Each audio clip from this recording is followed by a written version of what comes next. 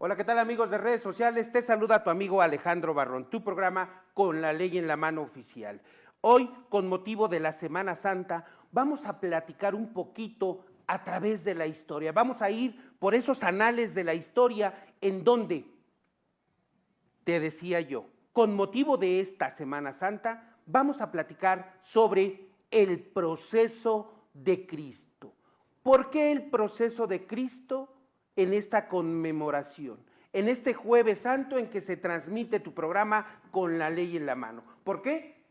Porque el hombre falleció o murió en la crucifixión a los 33 años. Y si viajamos un poquito en la historia, vamos a ver que en promedio son 1967 años. 1000, y ya hablar de 1000, es decir, toda una historia en la que el proceso de Cristo se llevó a cabo.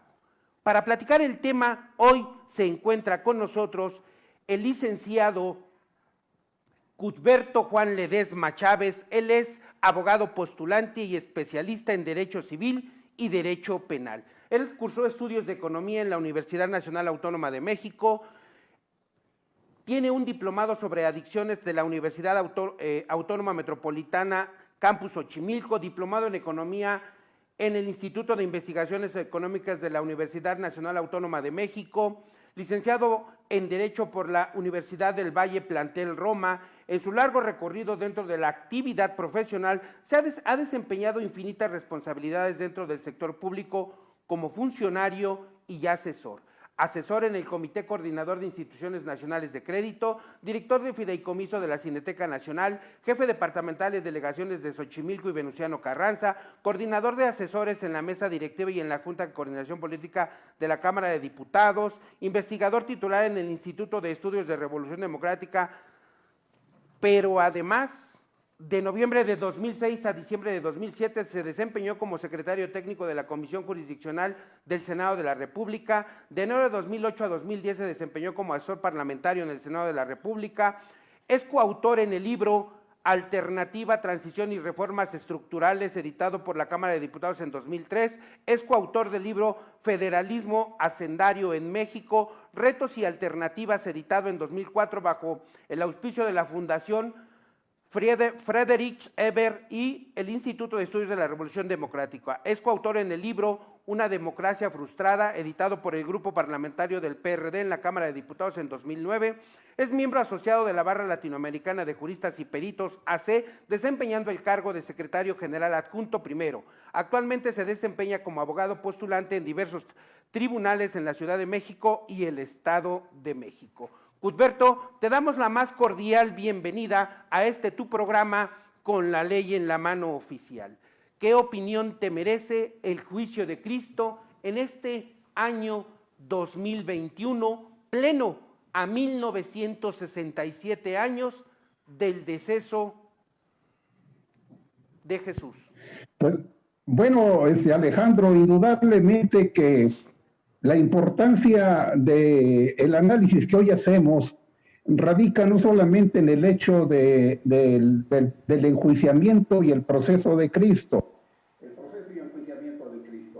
sino lo más importante es que aquí cabe señalar que para bien o para mal, para algunos jacobinos o para alguien que reniega de las cuestiones, que reniega, por decir, de Jesús, podríamos decir que no es el tema de esta charla, ningún enfoque religioso, pero la historia se parte en dos: antes de Cristo y después de Cristo. Así es. Y después de Cristo, indudablemente que se vivió bajo el Imperio Romano, creció la civilización, el Imperio Romano, la civilización hebrea, se desarrollaron las civilizaciones de la cuenca del Mediterráneo, y bien, llegamos y nos situamos ahora en Judea, en el año de hace 1960, digo, en el año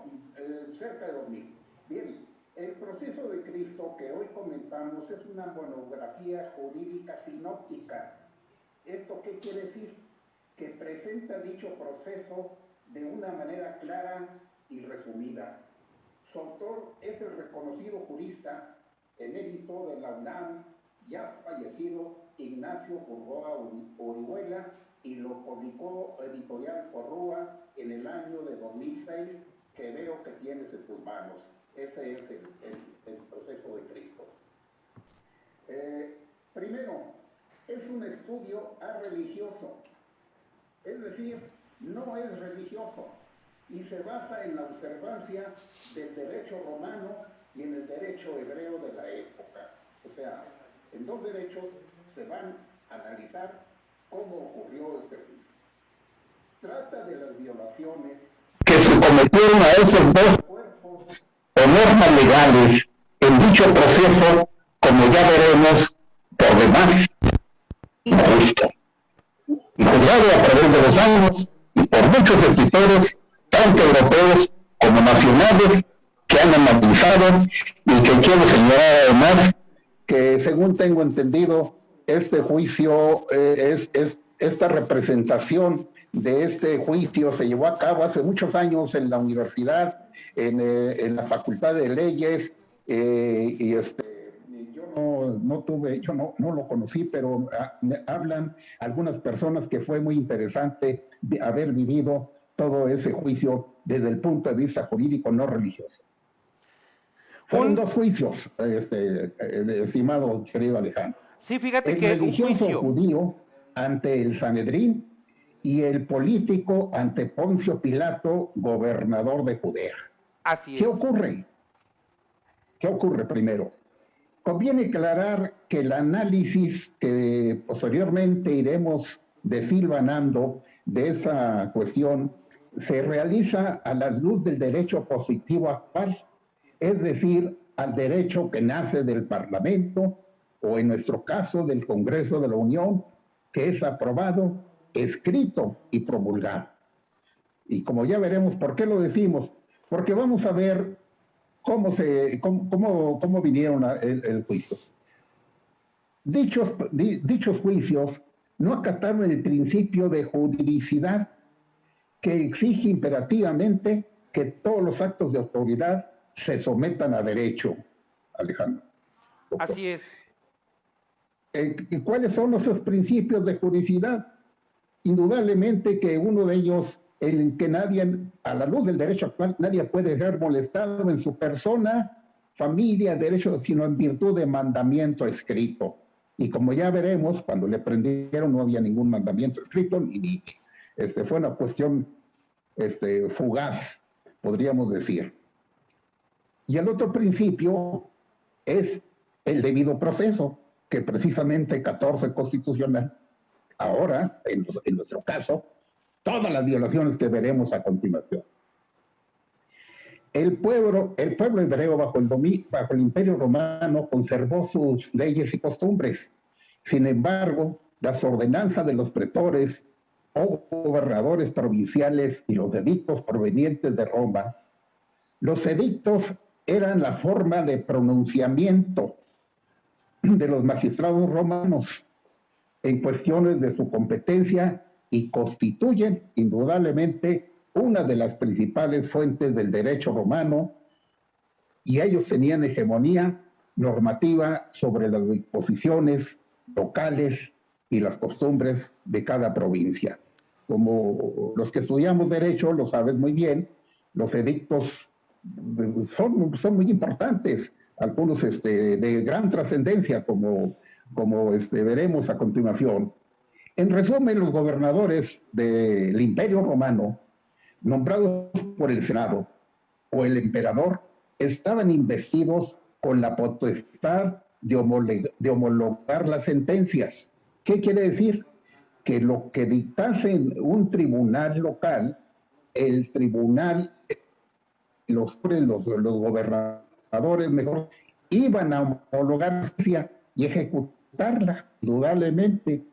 Eso es una cuestión de que es una costumbre legal bajo los principios de las normas que incluso nos rigen en la actualidad en el país, que las normas generales que se expiden por el gobierno federal se les pide a las legislaturas de los estados que homologuen sus leyes en los congresos locales para que se haga cumplir tal o cual ley, como por ejemplo en el caso de la Ley de Transparencia y de Información Pública, ¿no? Que si me permites, Cuthberto... Existe una dualidad de competencias. Claro. Por un lado, ¿verdad? Tenemos el juicio ante el Sanedrín de delitos religiosos y delitos políticos. Así Dos es. formas, una dualidad de competencias. Por lo tanto, el proceso se bifurca en dos juicios autónomos que se desarrollan primero en el Sanedrín y después ante Poncio Pilatos, que no tuvo, en ninguno de los dos casos hubo un juicio desarrollado a cabalidad, con todas las las mismas formalidades que imponía el derecho hebreo, ¿no? Cuthberto, Sí. que aquí ya estamos hablando de la famosa jurisdicción, de la potestad que tiene una ley local o en aquel entonces un gobernador de una porción de la conquista romana con un gobernador de mayor rango. Entonces, ya tendríamos que hablar, precisar que desde entonces, por eso todos los que estudiosos del derecho, hemos tenido que hacer una parada, un hincapié en ese famoso derecho romano. Ya existían las normas, ya había la conducta, ya había un delito, ya había la violación a las normas. Ellos ya tenían un estudio bien plasmado, bien practicado respecto de la conducta de cada individuo, porque desde aquellos entonces la blasfemia ya era uno de los delitos graves. Por eso la división entre el juicio religioso y el juicio político. Sí, indudablemente, toda la razón, doctor Alejandro. Respecto al derecho, el derecho sustantivo se contenía en el Decálogo o los 10 mandamientos, que la mayor parte de la gente los conoce, y aunque no los haya estudiado, pues a través de la historia y de familiar los habrá escuchado, los 10 mandamientos, que era la fuente principal del derecho penal hebreo, los 10 mandamientos. En y en el Pentateuco se derivó la Torah o ley, que podríamos decir era lo que hoy en día se conoce como la tipificación de los delitos, o sea, los códigos penales actuales de cada estado. Hay un código nacional, un código penal federal nacional, y hay un código penal de la Ciudad de México, y hay códigos del estado de Michoacán, del estado de Yucatán, locales. Claro. Pero entonces había en ese momento la Torah era la que tipificaba los delitos, la Torah. Así es, la Torah. Y sustentados en los 10 mandamientos. Respecto al derecho penal adjetivo, o sea, el proceso debía normarse por los principios de publicidad, actuar frente al pueblo, ¿sí?, de diurnidad, antes de que se pusiera el sol, o sea, de día, no podría ser de noche. La ley prohibía que se llevara a cabo con las puertas cerradas y daba por nula las sentencias. Fíjate bien nada más lo que dice. Claro. Daba por nula las sentencias de muerte que no se dictaran en el cónclave Gasí. O sea que en realidad el juicio y la sentencia fue un juicio nulo, de nulidad, atacado de nulidad, ¿no? Pues en este caso se reunieron en la casa de Caifás, que trae una larga historia, sin ser un conocedor, pero lo que nos dice el maestro Burgauer en el libro, ya le traían, o sea, como vulgarmente decimos en México, ganas de mortificar y de amolar a Jesús, que después fue Jesús Cristo, al Jesús de Nazaret. Ya le traían ganas, meses atrás. Entonces, se reunieron en la casa de Caifás y no como o sea, ese fue en ese momento lo utilizaron como como sede, podríamos decir, alterna del GACIT, como cuando aquí los senadores o diputados tienen que ir a sesionar a sedes alternas porque les toman la Cámara de Senadores. Así es. ¿Verdad? Pero ahí no los habían tomado nada, ahí lo hicieron con dolo, con premeditación, con alevosía, con todos los agravantes de la ley, ¿no? Entonces, debía de haber una amplia libertad defensiva, y como lo veremos después, sí, indudablemente la libertad defensiva que corrió a cuenta de Nicodemos, ¿no? Que corrió a cuenta, uno de los sacerdotes del Sanedrín, Nicodemos, no era una persona extraña, era uno de los sacerdotes del... El de escrupulosidad en el desahogo de la prueba testimonial de cargo por cuenta de Caifás. O sea, aquí el asunto es que Caifás fue juez y fiscal. Fíjate nada más la gravedad. El que acusa y el que condena. Digo, claro, además, podríamos decir como ahora en términos coloquiales, pues fueron paleros. Lo único que fueron paleros y seguir lo que Caifás les dijo para condenar a Jesucristo. Que además, déjame te digo, Cuthberto, ahí vale la pena en ese primer juicio al que estás haciendo mención, que es el religioso, que ya presentaban ahí testigos, ya había testimonios, sí, a lo que tú te refieres, que esos famosos paleros, y que también ya desde esas épocas remotas podemos hablar de esa falsedad de declaración. Sí, sí, indudablemente. El asunto es de que presentaron testigos, indudablemente sin calidad ni moral, o sea, bueno, ahora decimos sin calidad moral, sin investigar quiénes eran, de dónde provenían, cuál era la autoridad para intervenir en un juicio en el cual estaba corriendo la suerte de un hombre al patíbulo, como ocurrió. Entonces estos sacados de allí, que además se contradijeron en sus, o sea, en la réplica y en la contrarréplica, lo que hoy sería en un juicio penal, se contradijeron, pues eran indudablemente gente sin escrúpulos, no había escrupulosidad, eran gente sin escrúpulos y vendidos, comprados o por favores de los para servir al Sanedrín. Sí. Ahora, la votación que se dio en este caso, no se permitió la entrada a los discípulos de Jesús para que testificaran a su favor, ¿verdad? Eso sí, los discípulos falsos, indudablemente que lo hundían, aún con las contradicciones, pero la ley en ese momento también, la misma ley judía, y la Torah, señalaba de que a los testigos falsos se les impusiera, comprobándosele a la falsedad, la misma pena que se le impusiese al imputado. En este caso, la pena que le impusieron a Jesús. O sea, esos testigos también deberían de haber sido crucificados, ¿verdad? Indudablemente. Fíjate nada más que si nosotros hoy observamos lo que tú te decías, hay que reputar o hay que refutar de falso testimonio a ese testigo, hoy podrías interpretarlo como ese dentro del interrogatorio y del contrainterrogatorio. ¿Para qué? Sí, señor. Para que puedas observar cómo te está variando la declaración el testigo.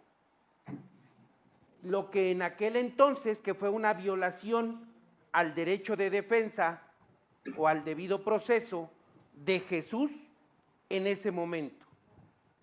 Sí, ahora se le llegó al extremo en que se sugería que Jesús incriminara.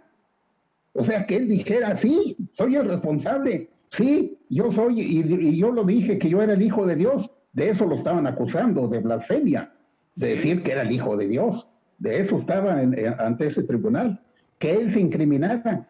Y ya veremos que el Sanedrín estaba integrado por 70 ancianos y maestros en la Torá, y se reputaba como tribunal de Jehová, cuyas resoluciones tenían el rango de fallos de Dios. Pues ni más ni menos, un fallo de esa naturaleza pues ya no tenía ninguna salvedad. Conocía de los delitos graves que, como la blasfemia y la idolatría, se castigaban con la pena de muerte, Sí. cuyo decreto, lo hemos dicho, debería ser homologado por el gobernador romano. Nada más que sí se castigaban con la pena de muerte, pero no de crucifixión, sino de lapidación. Sí. Entonces, ahí estamos viendo en qué terminó el asunto, en qué terminó, en qué fue a parar, a dónde fue a parar el destino de Cristo en manos de Poncio Pilato, ¿no? La defensa de Jesús, el Nazareno, después llamado Cristo, porque le hicieron el agregado posteriormente con los años y con las adecuaciones, estuvo a cargo de Nicodemus, sacerdote del Sanedrín, y es una de las más célebres defensas forenses que se sugiere la lectura para los estudiantes de Derecho y los no estudiantes, como una de las piezas de oratoria muy importante, cómo rebatía, cómo los exponía, qué era lo que les señalaba. Ustedes están mandando al patíbulo a un inocente, van a cargar sobre su conciencia y sobre la historia al pueblo judío que están enviando a esta persona al patíbulo. Qué gravedad, qué visión tuvo ese sacerdote Nicodemos. Ahora, a mi parecer, los judíos de hoy tienen todavía culpa, pues no, indudablemente, ya no, ya no son responsables. Es como decir, los españoles de hoy tienen la culpa de las matanzas que vinieron a hacer hace 300 o 500 años, 300, 500 años los que sean, pues no tienen la culpa. ¿Por qué? Pues porque ya existe hoy en el pueblo judío, que es Israel, pues una serie de leyes que ya en las sociedades del mundo actual, pues todos los estados ya no se van a regir. La Torá seguirá aplicándose para cuestión interna de su desarrollo personal. Eso es lo que yo interpreto, porque no lo conozco. Claro. Es lo que yo interpreto. Para su desarrollo espiritual, moral o lo que sea, como lo es también en el caso del catolicismo, el cristianismo. Son cuestiones muy personales, normas que no pueden trascender, lo sabemos perfectamente. Lo que se aplica son lo que hemos señalado, el derecho positivo. Así es. Entonces, esta defensa incluso está reproducida en extenso, larga, muy interesante, en el libro que tú tienes, en esa monografía Así que tú es. tienes. Ahí está contenida, reproducida en extenso lo que hizo, bueno, en un momento determinado, aderezada con quien hizo el ajuste de un Pagés, ¿no? De los Eduard Pagés, algo así se llama. Entonces, mexicano, indudablemente, pero indudablemente poniéndole la emoción para señalar los rasgos fundamentales de la defensa. Sí. ¿No? Finalmente, después de todo esto, en un proceso amañado y actuando por venganza, porque eso fue por venganza, se la tenía encantada y desde la casa de Caifás, ahí le cuestionó Caifás que si él era el hijo de Dios. Y él le dice, no, pues tú lo dices, no yo. Ah, entonces lo aceptas. Entonces, de ahí viene ya la forma de que ya lo llevaba condenado desde la casa de Caifás, ¿no? Y eso, ¿cómo llegó la casa de Caifás? Digo, son detalles que, bueno, ya de la historia religiosa y todo esto, que bueno, pues yo no soy, ni la conozco. Lo que sí conozco es lo que nos señala el maestro Bourgois Orihuela en su monografía, jurídica, sinóptica, de un estudio amplio sobre las violaciones en este proceso. Entonces, indudablemente que la costumbre de este, en un momento determinado, por cuanto a la blasfemia, se dio con 65 votos a favor y 6 votos absolutorios. El de Nicodemo, indudablemente, su defensa, y otros más, no se enlodaron. En ese momento, esos sacerdotes, todos eran sacerdotes del Sanedrín, ¿no? Sí. ¿Por qué? Porque, como lo señalé, porque la condena fue porque él se ostentó como hijo de Dios, independientemente de la idea que cada quien tenga de Dios o la idea cristiana de Dios, ¿no? Esa era la sentencia religiosa que se castigaba con la pena de muerte para los judíos y que le pedían a Pilatos fuese homologada, a lo cual, cuando se la presenta, Pilato dice, no, pues yo no, eso no lo puedo, o sea, le sacó al bulto, como luego decimos en México, ¿no? Ya coloquialmente, yo así no la valgo, ¿no? Pero ante el temor, Pilatos, ¿por qué? Pues porque ya la muchedumbre se le había lebrestado, y como conocemos en los pasajes de la historia, y actualmente, claro, cuando se asusan a una masa fanatizada, cuando se asusa a una muchedumbre, ocurren las cosas más insólitas y se condena de antemano. Y hoy con las redes sociales no se diga, ya cuando una persona llega a un juicio, que va a llegar al juicio ante los tribunales, ya va juzgada y sentenciada, es más, hasta de muerte. La semana pasada, en estos días, acabo de ver que piden la pena de muerte para el presidente del tribunal, del Instituto Nacional Electoral. ¡Qué gravedad! A lo que llegamos. A eso se llega con las cuestiones fanáticas. A eso se llega con una cuestión de una sociedad polarizada. Ese es un tema, ese es el tema denominado populismo.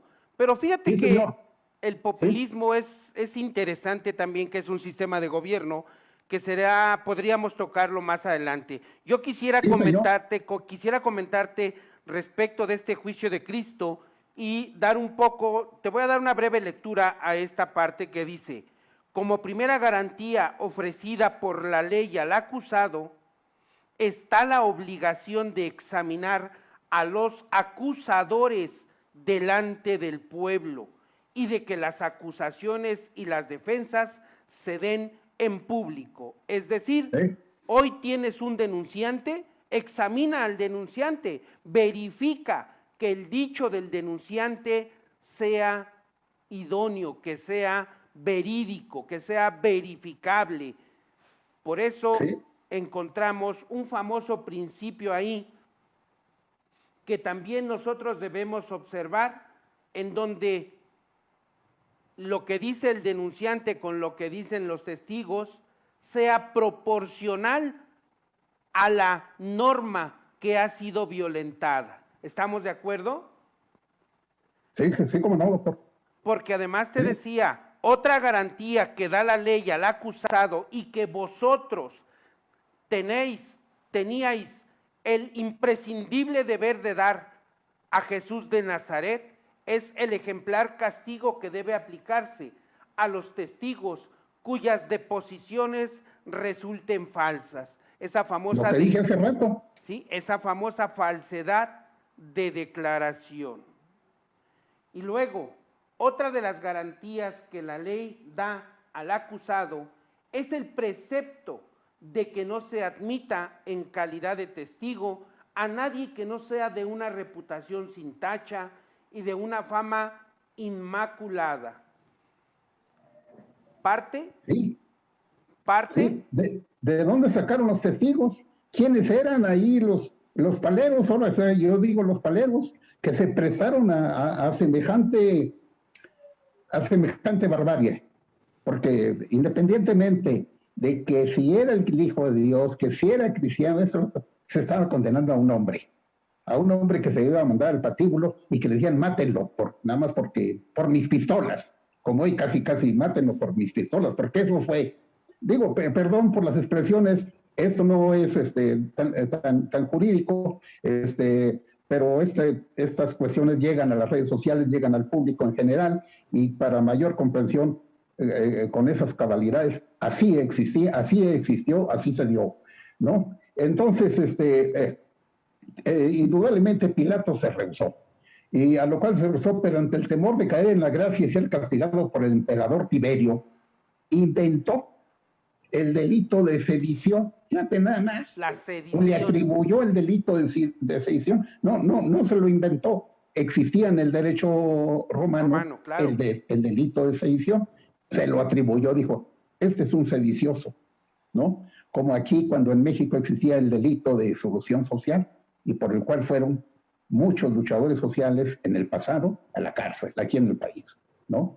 Y así de esta manera hubo condena sin haberse cometido el delito y fue crucificado. Aquí hay un dicho, dice que nula pena sin lege. No hay pena sin ley, ¿no? O nuna lege sine pena. Entonces, aquí, ¿qué se dan? Pues que fue una invención. Se la mandaron y le dicen, pues tú eres sedicioso, y en eso se agarró Pilato, y sobre todo, tú lo sabes muy bien, que fue sometido ante la votación popular, ante la turba enardecida, ante la turba manipulada, controlada por los fariseos, que le dicen los fariseos y del Sanedrín, y les dice, bueno, pues aquí tengo dos personas, aquí está uno, que es un contumaz, no, bueno, no dijo así, aquí está este hombre, que es Barrabás, que era un contumaz, ladrón y sinvergüenza, y aquí está este hombre, ¿a cuál quieren ustedes que yo? No, pues a este crucifican, a Jesús, con una votación a mano alzada, con una decisión de la muchedumbre. Ve la gravedad de las decisiones que en un país, que en una sociedad se tomen a mano alzada o con consultas inexistentes o amañadas. Lo peor que puede ocurrir cuando un país no se rige escrupulosamente por sus ordenamientos legales y por lo que establecen los procedimientos para llevar a cabo los actos jurídicos. Entonces, aquí llegamos casi a la parte final. Bueno, llegamos a la costumbre, tratándose de la crucifixión, establecía que en la cruz, por medio de siglas, se inscribiera el motivo de la muerte del crucificado como escarmiento público. O sea, ponían ahí a uno, ¿por qué? Por ladrón. ¿Por qué? Por perjuro, o por lo que gustes y mandes, ¿no?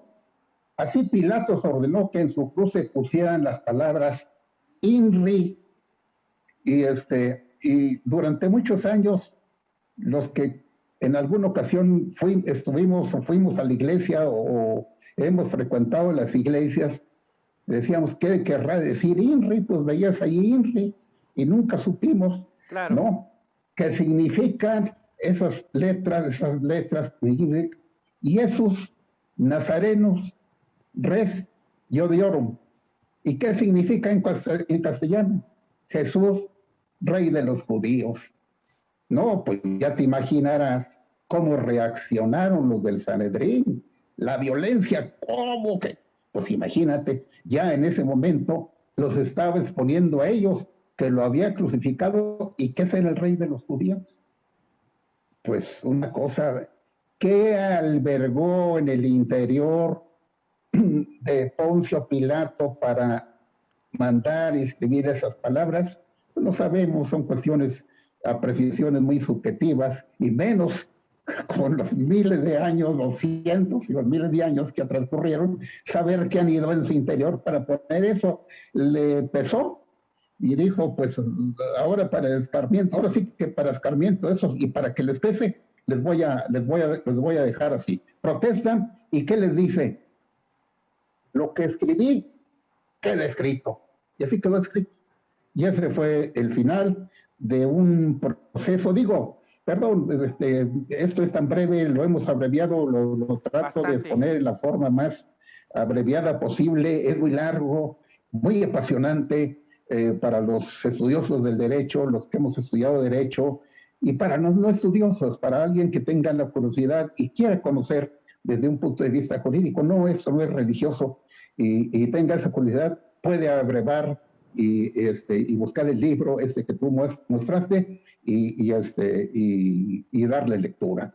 Y bueno, pues podríamos entrar en las consideraciones que tú consideres pertinentes. Sí, finalmente para todos aquellos que de alguna manera están estudiando el derecho, es muy importante que sí quieres tener una idea, porque vas y te dicen, oye, tienes que tener la materia de derecho romano. Y tú dices, derecho romano.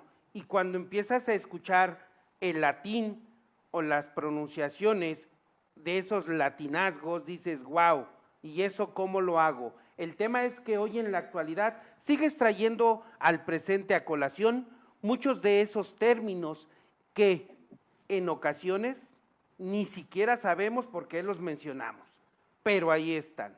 ¿Quieres conocer un poquito más de un juicio, ver los antecedentes de los principios rectores del proceso penal desde el inicio romano? Lo encuentras aquí. Lo encuentras aquí, en donde tú puedes y vas a poder darle una lectura. Es una lectura simple, es una lectura sencilla, de 84, 85 hojas, 80 hojas, en donde estudias derecho, te va a parecer y sonará muy interesante. No estudias derecho, pero te interesa la lectura, te lo recomendamos. De verdad, es un libro muy práctico, es un libro sencillo de leer. El proceso de Cristo, Cuthberto. ¿Por qué? ¿Por qué tener que hablar del proceso de Cristo? ¿Por qué tener que hablar del proceso de Cristo? Porque contrayéndonos a nuestro momento actual, en este milenio, en esta época, en ese país, vemos una serie de irregularidades en los enjuiciamientos que se quedan a medias. En los enjuiciamientos que hoy por hoy, casi se llevan a través de las redes. Ya se señaló a fulano como responsable, y es un sátiro o es un ratero y merece 100 años de cárcel. Y resulta que con todo y las evidencias, una evidencia es cuando es probada. Claro. Los otros son, primero, datos de prueba, los otros son indicios y las otras son evidencias. Tú lo sabes muy bien como estudioso del derecho y abocado a las cuestiones penales.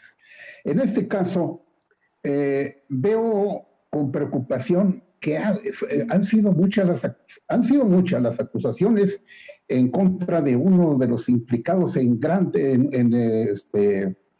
un gran lío jurídico, que es el antiguo director de Pemex, Emilio Lozoya. ¿Y qué es lo que ha ocurrido? Que está en su casa tranquilo, que disfruta de los mejores vinos, porque se ha visto y por lo que se publica que llegan a la casa a comer o a festejar, qué sé yo, qué festejarán, pero está tranquilamente en su casa sin haber pisado un tribunal, sin haber recibido ya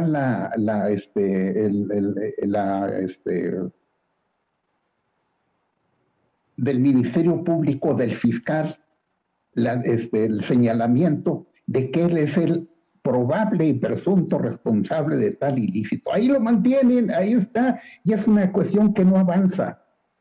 ¿Tú sabes algo? Pasan un mes, días y días, y no se sabe de Emilio Lozoya. ¿Qué es lo que ha ocurrido? Pues quedó en su casa. ¿Qué es lo que ha ocurrido en la Fiscalía? No avanza, la Fiscalía no lo puede soportar, no puede soportar abrir formular la acusación formalmente, no puede soportar la Fiscalía toda la serie de datos que le envía la unidad de inteligencia financiera acerca de otros casos, de muchos otros casos.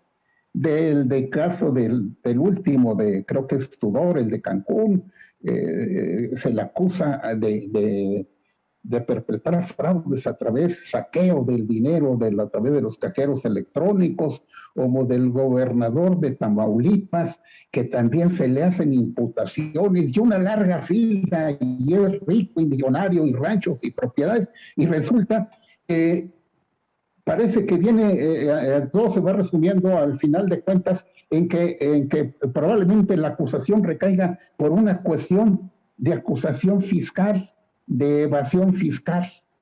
¿Qué tan grave? Pues en un momento determinado puede caber a ver, ¿cuánto evadir impuestos? 7 millones, ahí están. Sí, pero no lo dijiste antes, entonces como quiera que tienes una PEA, hay atenuantes, en fin. Yo lo veo que hay muchos deseos de venganza. No, yo no quiero pensar que sea así de venganza. Pero entonces, ¿qué es lo que ocurre? Que se hacen y se enjuician desde los tribunales. Se ha venido diciendo desde el inicio de la actual administración, todos los periodistas, todos los conductores de televisión y todos esos, unos verdaderos, y se sacaron la lista de cuánto percibían de ingresos. Y según esto, en un momento determinado vi que un periodista muy connotado, López Dóriga, había recibido como 18 millones de pesos. Le dije, tan fácil que le busquen a López Dóriga si en sus declaraciones fiscales reportó los ingresos por esa cantidad, y si no, que por eso, como Al Capone. Al Capone no lo pudieron agarrar por la serie de delitos que cometía en los Estados Unidos, un verdadero bandido y criminal, y lo agarraron por los impuestos. Entonces, por los impuestos podrían agarrar eso. Esas son mis apreciaciones en términos generales. Claro. Lo único, yo podría decir que las conductas que ya se desplegaban desde la época de los romanos al día de hoy, y si tú lo ves a través de la historia, es por eso que nuestros legisladores han tenido que modificar constantemente nuestras normas penales, nuestras leyes. ¿Por qué? Porque las conductas cambian. Muchas de las ocasiones no es el hecho de que la fiscalía no puede acreditar o no pueda o no deba acreditar la conducta indebida. El hecho es que no hay o no se cuenta con esos elementos probatorios. ¿Por qué? Porque la conducta ha variado. De cómo se tiene establecida y estipulada en estricto sentido del derecho, hoy la conducta es diversa. De ahí que haya que hacer nuevas modificaciones a nuestras normas penales, como esa conducta que le imputan a Cristo por blasfemia. Y tú hoy escuchas el delito de blasfemia, Cuthberto, y te da risa. Dices, oye, hoy definitivamente ya no. Oye, sedición, pues solamente escuchas el delito de sedición y motín cuando venga una revuelta militar, porque ¿en qué otro momento vas a escuchar? Sí. Escuchas, tampoco ya escuchamos aquellas, hoy escuchamos como daño a la propiedad, el maltrato, la vejación y el mal uso que se da a las imágenes, a las estatuas que se colocan, sea de políticos, sea de actuales o anteriores. Y que todo eso, ante el pueblo romano o ante la ley penal en Roma, era juzgado con delitos o con penas graves. Hoy la conducta ha modificado, como tanto hemos modificado nosotros los seres humanos. Yo te puedo concluir diciendo que, ¿por qué tenemos una ley que nos rija, un conjunto de normas que tengan que regir la conducta del ser humano? Porque si estamos de acuerdo, Cuthberto, no hay nada más difícil y complicado que las relaciones humanas. Sí, indudablemente, por esto precisamente esa es la finalidad del derecho, regular la convivencia y normar la convivencia de los seres humanos en una sociedad. Y algo muy importante, lo que ocurre hoy en nuestro país, es que en nuestro país y en el mundo, o cuando menos los países que están dentro de la órbita ahora sí que de las convenciones de Occidente, y vamos a decirlo con esa palabra, de las convenciones de Occidente, ya no basta el simple Estado de Derecho, porque ahora es una constitución y una nueva convencionalidad. ¿A qué me refiero, maestro, doctor? A lo siguiente. Hoy en México no se puede a la ligera juzgar ante un tribunal y llevar al patíbulo, digo, bueno, en términos figurativos, a una persona sin que tenga sus consecuencias más allá de las fronteras. Sí las tiene. Hoy en México ha escrito una serie de tratados para proteger los derechos humanos, para proteger, de acuerdo a la Convención Interamericana de Derechos Humanos, de acuerdo a diferentes actos, y no solamente eso, sino además la serie de tratados y convenciones que ha suscrito con otros países para respetar y garantizar la vigencia y el pleno derecho de los tratos y de los contratos celebrados dentro del territorio nacional. Entonces, menudo problema que hoy no basta con que digan de un plumazo desaparezco esto, porque primero tienen los tribunales locales, las instancias de apelación y en última instancia nuestro juicio de garantías o el juicio de amparo para proteger a las personas no solamente físicas, sino jurídicas. Entonces, tenemos se ha ensanchado la protección de la protección de los derechos humanos y se ha ensanchado la protección de los derechos también de las personas morales. Sí, y nosotros hoy simplemente vamos a traducirlo, esto que tú nos acabas de comentar, en el control de convencionalidad. Sí, señor. México es parte de todos los tratados internacionales de los que él ha firmado. Y hoy tendríamos que hacer valer precisamente los derechos humanos dentro de ese control de convencionalidad. Debemos de estar a lo que nos enmarca nuestra Constitución y lo que nos marquen nuestras leyes locales. De ahí en más, estaríamos violentando, como en su momento se violentó ese proceso de Cristo, Cuthberto. Sí, desafortunadamente ahí no existía la convencionalidad más que las leyes y el dominio absoluto del Imperio Romano, tremendo, ¿verdad? Que controlaba que controló todas las, pero todo tiene su apogeo y su decadencia, ¿no? Primero en Occidente y después en Oriente. El último bastión del Imperio Romano en Constantinopla con el rey Constantino, ¿no? Pero bueno, saliéndonos un poquito de esos tiempos históricos y situados en la perspectiva de nuestro México actual, tenemos existen en México muchos retos en el terreno jurídico del respeto a los derechos humanos, en el respeto a las decisiones del Parlamento, a las decisiones de los tribunales. Hoy se pone en duda y se quiere juzgar y mandar a la cárcel a los jueces. ¿Cómo es posible? Los memes no tardan en brotar pidiendo que se destituya a ese juez que tuvo la osadía de parar una ley promulgada por el Congreso, o bien al otro que tuvo la osadía de parar candidaturas, entonces que se pida y que salga y casi se tiene la pena de ponerse para Córdoba, ¿cómo se llama? Del tribunal. Lorenzo Córdoba.